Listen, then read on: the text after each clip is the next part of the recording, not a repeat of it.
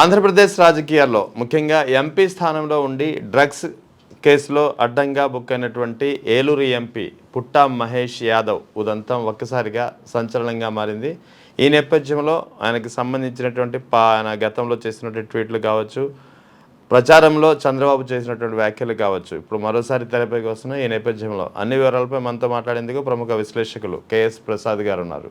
Sir నమస్తే. నమస్తే అండి. సార్ చూస్తున్నారు కదా, పుట్టా మహేష్ యాదవ్ ఏలూరు ఎంపీ డ్రగ్స్ కేసులో మొయినాబాద్ ఫామ్ హౌస్లో అడ్డంగా బుక్ అయ్యారు. అయినా సరే తన ప్రమేయం లేదు అన్నట్టుగా ఆయన వివరణ ఇచ్చుకునే సెల్ఫ్ వీడియో ఒకటి రిలీజ్ చేశారు. ఎలా చూడాలి ఒక ఎంపీ స్థాయిలో ఉండి? నేనైతే రెండు చూస్తాను. మొదటిది, రెండోది, ఎందుకంటే కొలనీళ్ళు పట్టించడానికి చాలా తేడా ఉంటుంది. తర్వాత కోళ్ళు మేకలు కోస్తేమో రిమాండ్లు ఇస్తున్నారు. డ్రగ్స్ కన్జ్యూమ్ చేసి దొరికితే గిరిధర్ గారు కేటగారికల్గా చెప్పిన తర్వాత 1 డేలో స్టేషన్ బెయిల్ ఇస్తున్నారు. మరి వీళ్ళతో పాటు సహచరులకి ఎందుకు రిమాండ్లు ఇచ్చారు? ఈ అమ్మాయికి వీడికి ఏమైనా ప్రివిలేజెస్ ఉన్నాయా? రెండోది, డ్రగ్స్ గురించి మాట్లాడే హక్కు తెలుగుదేశం పార్టీకి ఉందంటే ఆదినారెడ్డి కొడుకు మొన్న దొరికాడు. అవును, కోడపల్లి పరిసర ప్రాంతాల్లో. ఇప్పుడు ఈ దరిద్రం బయటపడింది. అంటే ఒకటి వీళ్ళు చిన్నప్పటి నుంచి ఏరక్ బిజినెసే కాబట్టి లెక్కర్ డౌన్లే కదా వీళ్ళు. అవును, ఇంప్రూవ్డ్ వెర్షన్స్గా కోరుకుంటారు. అంటే పర్వర్షన్స్లో దిల్ మాంగే మోర్ అని డ్రగ్స్ మీద ఎక్కువ కాన్సన్ట్రేట్ చేసినట్టుకున్నారు. అక్కడ ఏలూరు వాళ్ళు ఏమైనా నాకు పోనీ వాళ్ళు ఏమైనా అమాయకులు అంటే 7 నియోజకవర్గాలను ప్రభావితం చేశాడు. ఎరా లోకలలో నాన్ లోకలలో కూడా తెలియదురా మీకు? ఏలూరు వాళ్ళకి ఓ కుల ప్రాతిపదిక మీద జరిగిన ఎలక్షన్లా మరి కారుమూరి సునీల్ కూడా అదే క్యాస్ట్ కదా. మరి క్యాస్ట్ లోకల్ కాకుండా నాన్ లోకల్ పారాచూట్ వేసుకుని వచ్చి తెలుగుదేశం పార్టీలు అయితే వెచ్చలవిడిగా డ్రగ్స్ అవి దొరుకుతాయన్న దీంట్లో మీరేమన్నా, ఎందుకంటే వీళ్ళు చెప్పిన పకోడీ కబుర్లు ఎలా ఉన్నాయి? 100 రోజుల్లో డ్రగ్స్ నిర్మూలిస్తానన్నాడు, ఆయనే డ్రగ్స్ కన్జ్యూమ్ చేస్తూ దొరికాడు. ఎంపీ హెడ్డింగ్ పెట్టుకుని నాకే మామట్లే. ఏ పోలీస్ వ్యవస్థ అంటే అంత ఆశలు ఎటకారాలుగా ఉన్నాయా? ఆర్మ్స్ మీ దగ్గరే ఉంటాయా? ఆడ కూర్చొని రియల్ ఎస్టేట్ వ్యాపారం చేయడానికి వచ్చారు. ఢిల్లీ నుంచి ఆయన తీసుకొచ్చి ల్యాండ్లు కొనిపించేస్తారు ఆంధ్రను. అక్కడ ఆంధ్ర తీసుకెళ్ళవలసింది కదా. లోకేష్ గారికి పరిచయం చేస్తే 99 పైసలకి ఇచ్చుంటారు బాటా రేట్లకి. ఎకరాలు ఢిల్లీలో అతను చేస్తున్న రియల్ ఎస్టేట్ సరిపోయింది కాదు కదా.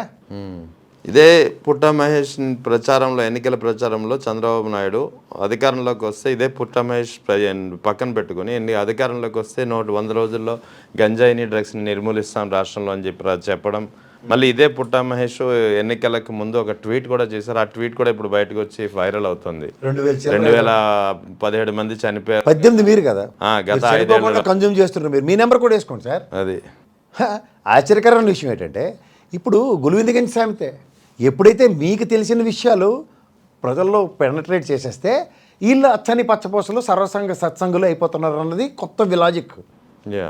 తప్పు వాళ్ళ దగ్గర ఉంటుంది, జనాల్లో ప్రొవకేషన్స్ ఇచ్చేస్తారు యాజ్ ఇఫ్ వీళ్ళు కాదన్నట్టు. ఇప్పుడు చూడండి, మీరు లోకల్ ప్యాస్ట్లో మీరు ఏం జరిగినా గంజా దొరకని వైఎస్ఆర్సీపీ అని వేసుకుని పోతున్నారు. దీని అర్థం ఏంటి? ఈ కేసునేని చిన్న కొలికిపూడి కొట్టి దేనికి కొట్టిసేస్తున్నారు? ఆ గంజాలో ఆటలు తేడాలే కదా. ఇవన్నీ మీరు ఏ నియోజకవర్గం చూసుకున్నా ఇదే తంతు. అక్కడికి పుట్టపర్తిలో కార్డన్ సెర్చ్ చేయవలసిన అవసరం అంత వచ్చింది. పుట్టపర్తి మన్యం ప్రాంతం కాదు కదా. అవును, కార్డన్ సెర్చ్ జరుగుతుంది కదా. దేని మీద? డ్రగ్స్ మీద, వాటి మీద. అవును, కర్ణాటక బార్డర్ దాకా ఎత్తికేస్తారు 70 మంది బ్యాచ్ చేసుకుని వెళ్ళి. ఇక్కడ ఈ తెలుగుదేశం ఎంపీల సంగతి చూసుకుంటే సోషల్ మీడియాలో ఒకటి వైరల్ అవుతుంది. ఒక ఎంపీ శ్రీకాకుళం జిల్లా నుంచి ఉన్నటువంటి ఒక ఎంపీ రీల్స్లో బిజీగా ఉన్నాడు. తర్వాత ఇంకో ఎంపీ వైజాగ్ నుంచి ఉన్నటువంటి ఎంపీ పై స్థలాల కబ్జాల ఆరోపణలు ఉన్నాయి. విజయవాడ నుంచి ప్రాతినిధ్యం వహిస్తున్నటువంటి ఎంపీపై ప్యాకెట్ శిబిరాల ఆరోపణలు ఉన్నాయి. ఇలా ఇప్పుడు ఈ ఎంపీ వ్యవహారం, ఏలూరు ఎంపీ మధ్యలో, ఈ అన్నిటికీ మధ్యలో డ్రగ్స్ వ్యవహారం. ఇక దగ్గరలో ఇంకోటి ఉభయ గోదావరి జిల్లాలో ఇంకో ఎమ్మెల్యేది మన సర్వశ్రీధర్ లాగా ఆ లెవెల్లో ఇంకోటి అతి దగ్గరలో బ్లాస్ట్ ఉంది. అంటే ఈ కూటమి ప్రభుత్వం వచ్చిన తర్వాత ఒక్కొక్కటిగా అన్నీ బయటపడుతున్నాయి. ఆ ఎమ్మెల్యేల రాసలీలలు కావచ్చు, ఎంపీల భాగోతాలు కావచ్చు. మరోవైపు టీటీడీ గురించి ఎంత రచ్చ జరిగిందో అందరికీ తెలిసిందే. అసలు ఏం జరుగుతుంది? ప్రభుత్వం వచ్చిందే దీనికోసం అని ఒక ఆరోపణలు అయితే వీళ్ళు దేంతో పెట్టుకున్నారు? ఫస్ట్ దేవదేవుడితో పెట్టుకున్నారు. ఎగ్జాక్ట్లీ. ఊరుకుంటాడా? మొత్తం 164 మందికి చూడండి కరెంట్ వైర్లు ఎలా పెడతాడు. ఒకటి ఆ రీల్స్ మంత్రి గారు ప్లస్ ఎంపీ గారు అంటున్నారు.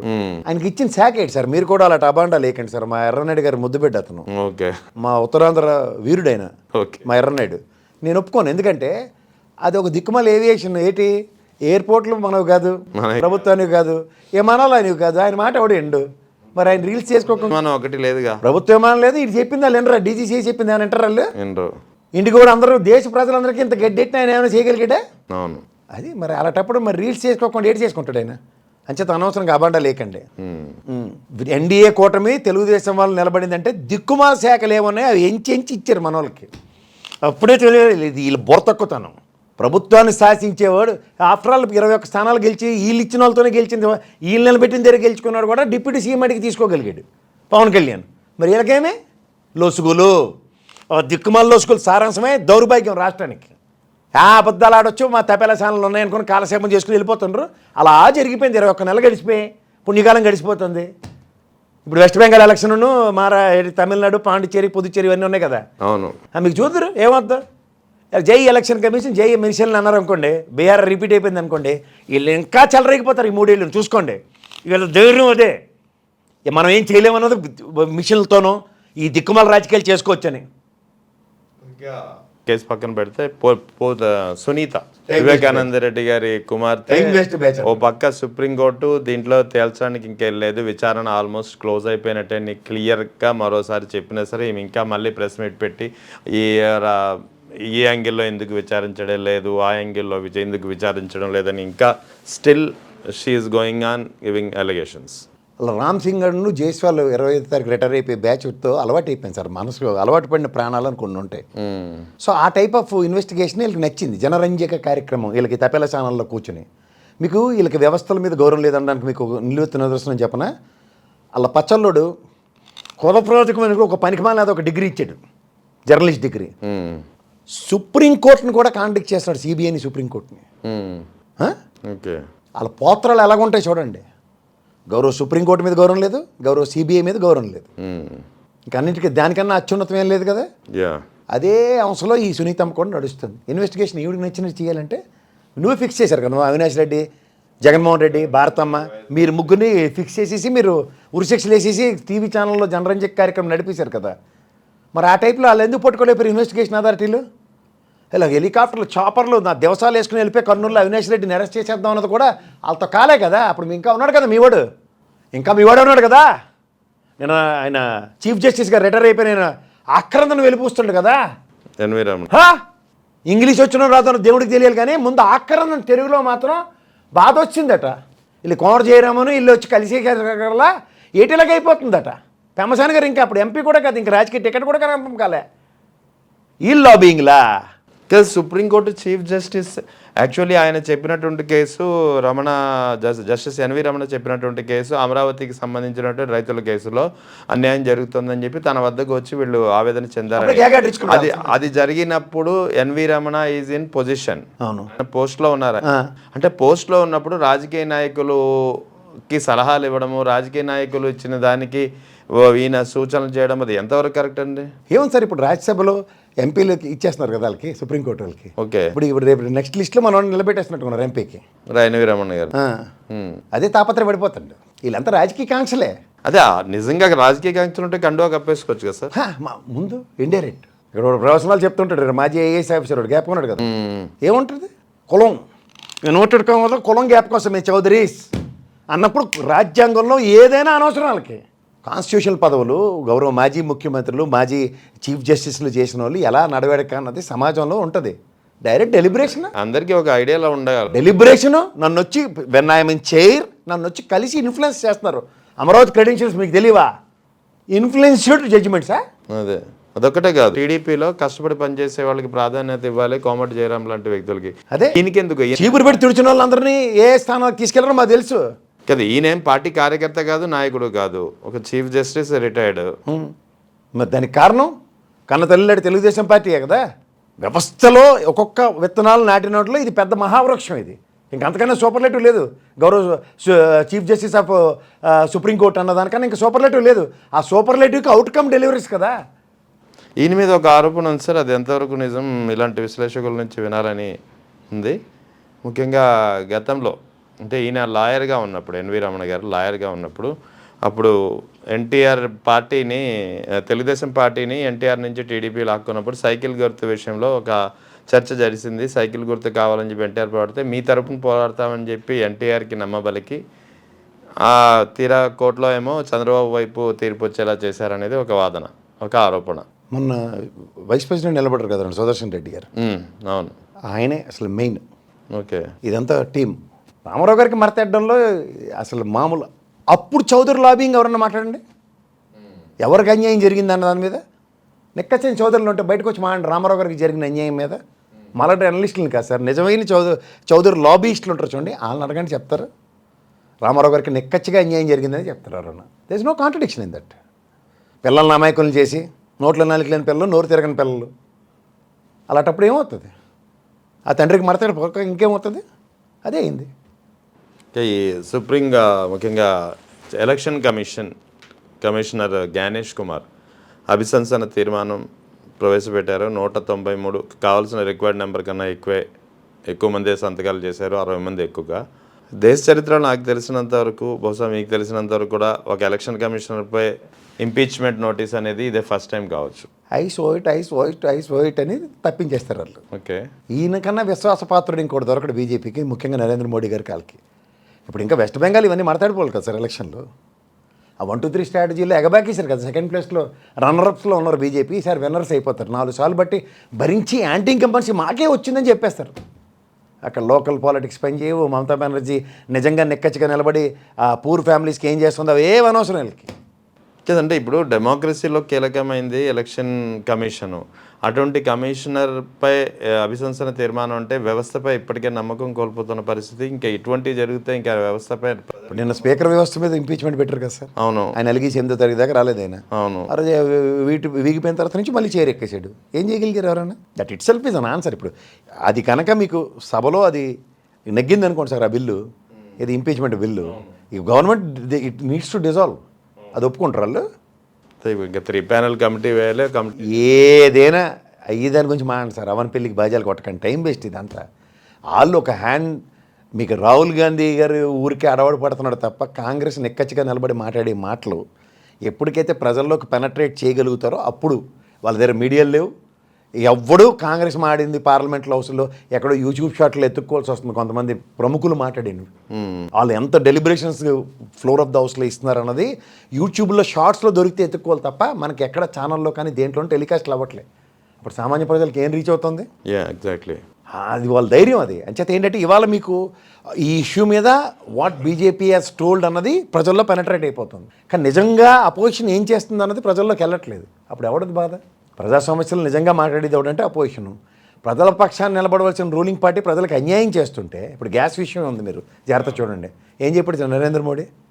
అసలు ఏ కష్టాలే మనం బాధ లేదన్నాడు. ఓ పక్కనేమో అపోజిషన్ మారుతుంటే వీళ్ళే మనకి అనవసరంగా ఇచ్చేస్తారని ఢిల్లీ లాంటి పొల్యూషన్ ఏరియాలో కట్టెల పొయ్యిలు పెర్మిషన్ ఇచ్చాడు. Is it not a measurable failure? కట్టెల పొయ్యికి పెర్మిషన్ ఇచ్చాడంటే దిస్ ప్రాబ్లమ్ ఈజ్ బిన్ అడ్రస్డే కదా. అడ్రస్ చేయలేని నిస్సాయితీని కూడా ప్రజలకు తెలియజేసినట్టే కదా. అవును. ఏ సార్? ఎగ్జాక్ట్. ఇది ఒప్పుకోకుండా కూడా బుల్డోస్ చేయగలిగేంత నేపథ్యం, సామర్థ్యం వాళ్ళ దగ్గర ఉంది. అంచేత ఇవాళ మీరు ఈయన మీద ఇంపీచ్మెంట్ పెట్టేశారు, ఈ సక్సెస్ అయిపోద్ది ఎలక్షన్ కమిషన్ అన్నది ఉట్టి భ్రమ.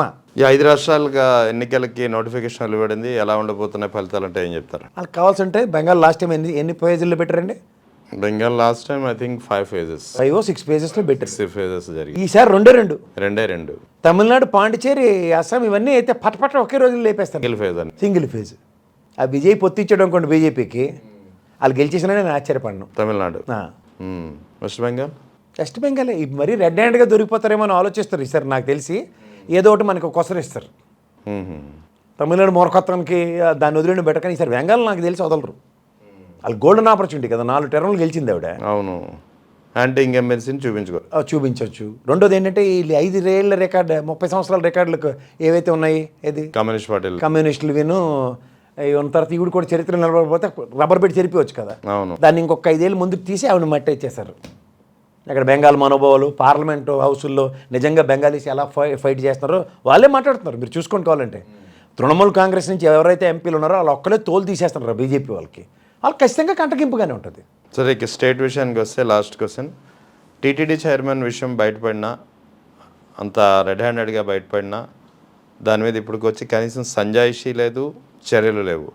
ఇక్కడ ఏలూరు ఎంపీ రెడ్ హ్యాండెడ్గా డ్రగ్స్ కేసులో బుక్ అయినా ఎటువంటి చర్య లేదు. అంటే ప్రభుత్వం తమ ఎమ్మెల్యేలు లేదా తమ కావలసినటువంటి వ్యక్తుల విషయాలు బయటపడినా సరే చర్యలు తీసుకోదని చెప్పి ఒక సంకేతాలు ఇవ్వదలుచుకుందాం. ఆబ్వియస్లీ ఆదిమూలం కాడి నుంచి మొదలైంది. అక్కడి నుంచి తెలుగుదేశం వాడికి సంబంధించిన విషయాల్లో చర్యలు ఉండవు, ముఖ్యంగా చౌదరి సామాజిక వర్గం అయితే చర్యలు ఉండవు. మనందరికీ అనుమానం వచ్చింది కదా, ఇప్పుడు ఇలా మాడేసుకుంటున్నాం కదా, అంచేత బకరా నెంబర్ 2 రెడీ చేస్తారు. అరవ శ్రీధర్ గారి పార్ట్ 2 రెడీ అవుతుంది. ఇంకో బకరా గారిని జనసేన నుంచి తీసుకొచ్చి ఆయన బలేసేస్తారు. అటు వీడియోలు ఏవో బయట పెడతారు, బయట పెట్టి ఖచ్చితంగా ఇలా ప్రభుత్వానికి కంటగింపుగా ఉంది కాబట్టి పవన్ కళ్యాణ్ ఉచకాయించి పార్టీ కార్యకలాపాలు దూరంగా ఉండి సస్పెండెడ్ అంటారు. సో దాసరి తప్పులు దండంతో సరైనట్టు టక్కని కూటమి ప్రభుత్వం దేన్ని సహించిందని ఈ తపేల ఛానళ్ళు ఊగిపోతుంటారు. అక్కడ బకరా అవుతుంది ఎవరు? జనసేన పార్టీ అన్నది గ్రహించాం మనం. ప్రజల్లో చౌదరి కమ్యూనిటీని ఈ ప్రభుత్వం ఎలా ప్రొటెక్ట్ చేసుకుంటుందో చూడండి. సో ఇది మాత్రం ప్రజల్లో చర్చనీయాంశం కానీ ఈ టీటీడీ చైర్మన్ సిగ్గు శరం మాన మర్యాద ఉంటే రాజీనామా చేసి పోవాలి. ఒకదాని తర్వాత ఒక ఇష్యూలు ఎలా పోతున్నాయి చూడండి. 25 ఎకరాల భూమి అలిపిరి దగ్గర, నేను క్లూ ఇస్తున్నాను, రేపటి నుంచి నేను ఎల్లుండి నుంచే బొంబాడికి మీకు నెక్స్ట్ టైం వచ్చినాక నేను ఖచ్చితంగా వీడియో చేస్తాను దాని మీద. 25 ఎకరాల భూమి హోటల్ పేరు మార్చి, ముంతాజ్ అని పేరు మార్చి ఓబ్రాయ్ గ్రూప్ వాళ్ళకి ఏ ప్రాతిపదికకి ఇచ్చాడు. శిల్పారామం ఆలయాలది, శిల్పారామం కళాశాలది, పర్యాటక శాఖకి దీనికి ఇంటర్లింక్ చేసి ఇటుక ట్విస్టులు కొట్టి టంగ్ ట్విస్టింగ్ లాగా కొండ అవతల పక్క ఊరులు యువతల పక్క ఊరులని ఏది పడితే అది విన్యాసాలు చేసి అమెండ్ చేసి మరీ ఇచ్చాడు. దీనివల్ల స్టాంప్ డ్యూటీ ఎన్ని కోట్ల నష్టమైందో విత్ ఎవిడెన్సెస్ ఇస్తా. Get ready. ఓకే, ఇంకో పెద్ద స్కామ్ బయటపడిపోతుంది గ్యారంటీగా. ఇంత జరుగుతున్నా సరే ఇంకా పుట్ట మహేష్ పై ఇంకా చర్యలు తీసుకోరంటారు? తీసుకోరండి, అయిపోయింది చాప్టర్. డ్రగ్స్ కేసులో రెడ్-హ్యాండెడ్గా బుక్ అయ్యారు కదండి ఆయన. స్టేషన్ బెయిల్ ఇచ్చారంటే కథ కంచికి మనం ఇంటికి. అప్పుడు మనకి చర్య చెప్తారు, అని అమాయకుడు అండి చిన్నపిల్లడు అని చెప్తారు. అది కొంచెం సింబాలిక్గా చూడండి, కొలాయి నీళ్ళు పట్టించాడట వాళ్ళకి. ఆ గిరిధర్ గారు తకరాల పడతాను ఎక్కితేనే అప్పుడు పని అయిందట. అయినా కన్జ్యూమ్ చేసిన వాళ్ళందరూ బాధితులు, రీహాబ్ సెంటర్లు ఇవే తప్ప వాళ్ళకి ఏం ఉండవు చర్యలు. అదే వాళ్ళ ధైర్యం. Right sir, thank you.